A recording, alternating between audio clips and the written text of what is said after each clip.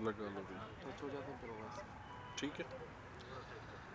بسم اللہ الرحمن الرحیم. معزز صحافی حضرات، آپ سب کی آمد کا بہت بہت شکریہ. شارٹ نوٹس پہ آپ کو بلایا، اس کے لیے معذرت خواہ ہیں، لیکن ایشو ایک ایسا تھا جس کے لیے فوری طور پہ میڈیا کو اور عوام کو آگاہی دینا ضروری تھی. گزشتہ پریس کانفرنس میں ایک روز قبل آپ کو یہ بتایا تھا کہ لا اینڈ آرڈر کے حوالے سے اور خاص کر قومی شاہراہوں کی بندش کے حوالے سے وزیر اعلیٰ بلوچستان سرفراز بگٹی نے ایک اجلاس طلب کیا ہے. آج یہ اجلاس منعقد ہوا. اس اجلاس میں چیف سیکرٹری بلوچستان، آئی جی پولیس بلوچستان معظم جان انصاری، اس کے علاوہ آئی جی موٹر وے اور جو دیگر قانون نافذ کرنے والے اداروں کے افسران ہیں وہ شریک تھے، اور اس ساری صورتحال پر وزیر اعلیٰ کو بریفنگ دی گئی. وزیر اعلیٰ کو یہ بتایا گیا کہ 1 جنوری سے اب تک 76 مرتبہ قومی شاہراہوں کو بلاک کیا گیا. گزشتہ روز بھی ایک ایونٹ میں وزیر اعلیٰ بلوچستان سرفراز بگٹی نے واضح طور پر یہ موقف اختیار کیا تھا کہ قومی شاہراہوں کی بندش کو مزید برداشت نہیں کیا جا سکتا، جس کی وجہ سے آج کچھ فیصلے لیے گئے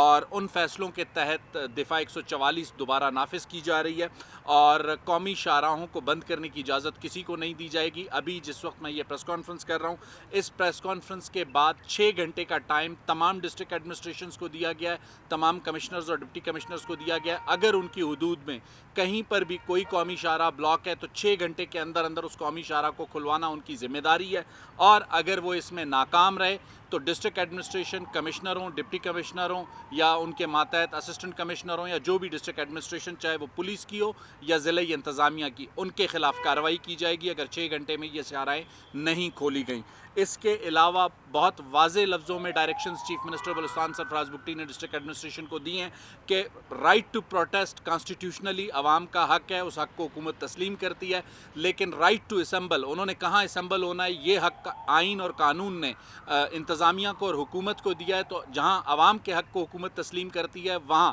عوام کو بھی اپنے احتجاج کے لیے حکومت کا اور آئین اور قانون کا جو حق ہے اس کو تسلیم کرنا ہوگا. اگر کوئی بھی شہری قومی شاہراہ کے قریب احتجاج کرنا چاہتا ہے، اسے احتجاج کا ضرور حق ہے، لیکن روڈ بلاک کرنے کا حق نہیں ہے، کیونکہ اسی اجلاس میں یہ بات سامنے آئی ہے کہ ان ہائی ویز کی بلاکیجز کی وجہ سے 2 سے 3 اموات ہوئی ہیں، جو کہ بہت ہی افسوسناک ہیں. اس کو مزید ریکنفرم کر رہی ہے ڈسٹرکٹ ایڈمنسٹریشن اور صوبائی حکومت. اس لیے آج یہ فیصلہ لے لیا گیا ہے کہ اب اس کے بعد کہیں پر بھی اگر قومی شاہراہ بلاک کی جائے گی، ڈسٹرکٹ ایڈمنسٹریشن ذمہ دار ہے اس کو کھلوانے میں ناکام ہوئی اس کے خلاف کارروائی ہوگی، اور